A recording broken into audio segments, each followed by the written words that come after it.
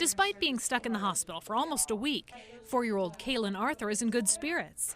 In fact, he couldn't wait for his dad to strap on his leg braces so he could roam the UNC Children's Hospital halls. Run, ow.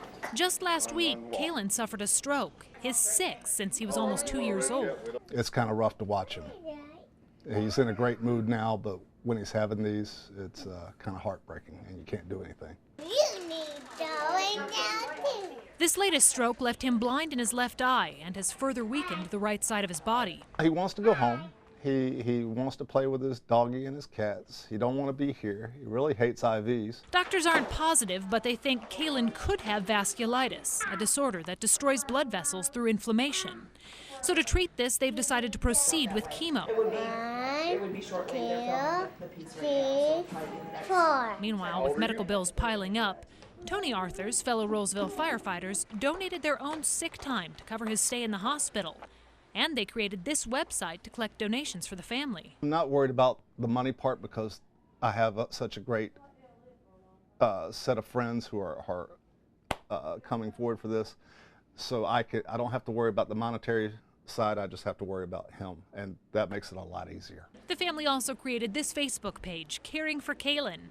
So far, it's been liked by more than 4,400 people, including a state trooper who paid the little boy a surprise visit, much to his delight. Now, while the family certainly appreciates all the support, they're also hoping that his case will lead to more awareness. In fact, Tony's mother just recently submitted paperwork to the governor's office. They're hoping to make May Pediatric Stroke Awareness Month. In Chapel Hill, Caitlin Canute, ABC 11 Eyewitness News.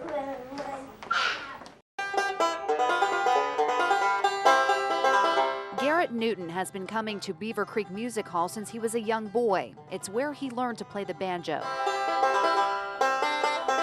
Mr. Robert, if I start playing the banjo, can you help me out? He said, yeah. The teenager is the youngest member of the Southern Rain Band that plays in this converted barn every Friday night when Robert and Melba McGee open it up to the community. People from all over flock to the hall in droves. This whole yard from here to the road is full of cars. They charge nothing. They just want you to come and feel the love. One of 10 children, Robert made it a family affair while Melba cooked. Like many in the community, Gerritt says the couple were like second parents. Everywhere they went, I was with them. And if I wanted my house, I was at their house. But Wednesday afternoon, the pair were killed instantly when 19-year-old David Walker Jr. crossed the center line on Highway 210 and hit their pickup head-on. A makeshift memorial now sits at the crash site. Thursday, I just talked to her Tuesday night for a while and talked about coming picking some grapes, and she just picked them and some beans, and it's just not easy. Family gathered at the music barn to remember the couple who shared a rare kind of love, never leaving each other's side up until their final moments. They were Johnny and June, Bonnie and Clyde. They were always together. A love they wanted to share with others through the music barn. That's why Gerritt says he'll keep playing. Because that's what Robert wanted. He wanted the music to go on. Ashley Burnett was about to start 2nd grade when her family received devastating news. I got diagnosed with stage 4 neuroblastoma, and I was very scared. Instead of going to school, Ashley met with countless doctors across the country, undergoing multiple surgeries and cutting-edge treatments. In the process, she developed a second cancer, non-Hodgkin's lymphoma. Ashley spent more than 150 nights in a hospital room. But through it all, she managed to keep her humor, creating this spy video with her mom when the battle got tough. I never really liked to have a dull moment in the hospital.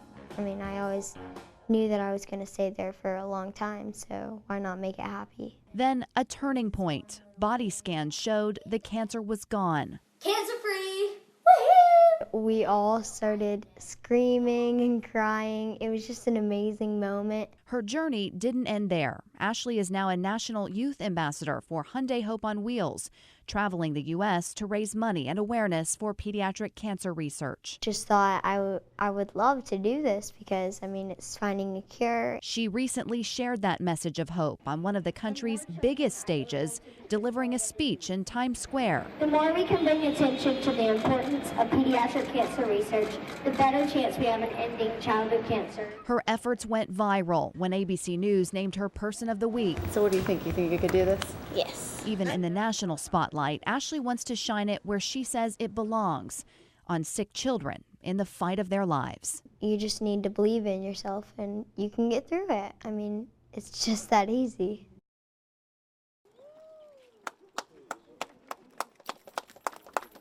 Sweat equity and love power the construction of all Habitat homes.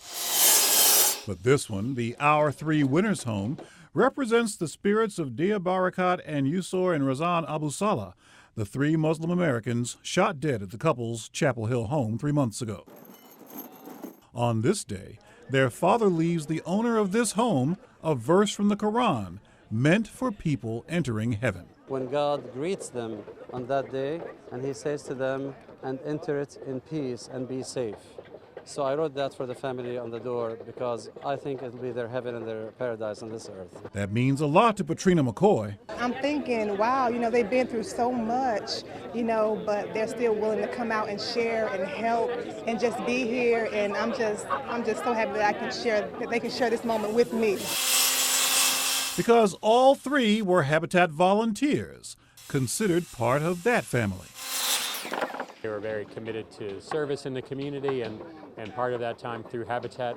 So we're just honoring them, and we really want to keep their legacy that they have to say to the world even now alive. Through this work, Who wants to do the hammering? A legacy. I think it's times like these with what happened, you come to realize, what's important in life, and you look back at everything and realize how blessed we are. Even with our own circumstances, there's always people who have it worse than us. Among the eager volunteers making it happen, one guy who got the word from ABC 11. In the news and online, seeing contributed to Dia's effort for building the dental clinics in Syria and around the world, and then I saw that they're involved in Habitat. Man, these kids did so much. Everyone here is honoring their memory through service. You go that way and I'll follow you. Making sure this home is built to last. Little Addy Miller started her career as a child model. A few years later, she was on the set of The Walking Dead. My agency wanted me to go on these movie auditions, and my mom's like, no, she's not an actress. She's not going to be doing that. But I had to prove myself to my mom, and so I did, and she let me audition. Her first big break, she played a young Dakota Fanning in The Secret Life of Bees. I was fangirling so much there. I'm like, oh my God, that's her, and she's standing where I stood. And then she landed a role as a little zombie in The Walking Dead. And I kind of turn around and most of my face is gone. And then I get my brains blown out. It's normal, it's fine. She's recognized all over the world because of that part and a big hit at Comic-Con. Yes. But tonight, her star gets even brighter when she hits the big screen in the new movie Dark Places, starring Charlize Theron and Christina Hendricks. They're both great and beautiful women. I tried my best to learn from everybody and observe all the acting around me. And everybody's so nice. There's not these stereotypical big ego movie stars hey, don't talk to me. You don't get that. She walked the red carpet for the movie's premiere, but now she's back home in her normal teenage life in Raleigh. I don't really see myself as some big movie star person that some people make me out to be. I'm just Addy Miller who sits at home and watches Netflix all day. Thank you so much. I'm just tired. I need help. I need help, man. I just can't believe this is happening to me. If you can post that anywhere at all. Among the throngs of people floating around the state fair, if you could post that for me. There's a single mom desperate to find her daughter. Okay, I sure will, and I wish you good luck with that. 16-year-old Gretchen Hickey has been missing since Wednesday, and a silver alert has been issued. Is she cold? Is she hungry? Where could she be? Where could she be? Why? We didn't even have an ill word. Not even a A fight? Gretchen is a freshman at Sanderson High School. On the day the teen vanished, They let school out early at Sanderson High School. there was an early dismissal at the school. A storm knocked out power. Lost, and I left work early, but I missed her. And nobody's seen her since. We'll keep our eye on. We'll pray for you. I've looked everywhere. All of her friends are still in school. How does a kid just disappear? How do you just disappear at 16 years old with no money, one pair of shoes, and from what I can tell, no clothes are gone from her room. Her backpack's there, her school things are there. How does she just disappear? You just wandered from school? We live close to the school. Gretchen is 5'3", weighs about 155 pounds, has brilliant green eyes and short red hair. If anybody says, oh, I know her. As mom passes out flyers with this information and pictures of the 16-year-old. She hasn't been home, she hasn't been on any social media. She can only hope it leads to a safe return. I want her to come home. I want her to be safe. I want to hug my daughter.